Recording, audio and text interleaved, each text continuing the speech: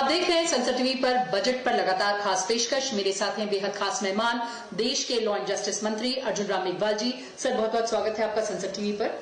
Budget की बात करूं तो एक विकसित भारत का रोडमैप तो है, साथ ही फोकस है महिला, गरीब, पिछड़ा, युवा। सर, किस तरह से आप देखते हैं इस बजट को, जो आशा है विकसित भारत की, उसको पूरा करते हुए? देखिए, आज जो हमारे वित्त मंत्री जी ने बजट पेश किया, जैसे आपने कहा, कीर्ति जी सही कहा कि ये विकसित भारत का रोड मैप है, आत्मनिर्भर भारत का भी ये रोड मैप है। और जितने भी सेक्टर हैं, जिसको हम डेवलपमेंट के सेक्टर कहते हैं या गुड गवर्नेंस के सेक्टर कहते हैं, सबको आगे बढ़ने का इसमें अवसर भी है। आप देखेंगे बजट भाषण में पहला कौन सा इंजन? एग्रीकल्चर का जी।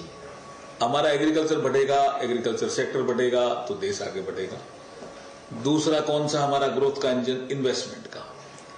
इन्वेस्टमेंट भी दो तरह का होता है, पब्लिक इन्वेस्टमेंट और प्राइवेट इन्वेस्टमेंट, और दोनों ही इन्वेस्टमेंट बढ़े, इसमें इस बजट में ध्यान रखा गया है। तो ये दूसरा हमारा ग्रोथ का इंजन।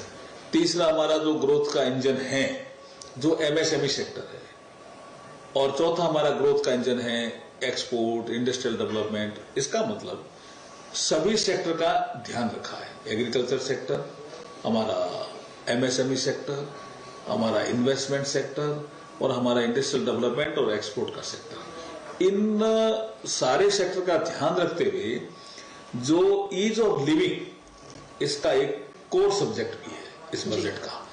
जो भी नागरिक अपनी कोई एक्टिविटी करते हैं, इंडस्ट्रियल एक्टिविटी या कोई एग्रीकल्चर एक्टिविटी या कोई छोटा कोई कारोबार, उनको कोई अननेसेसरी तंग नहीं करे।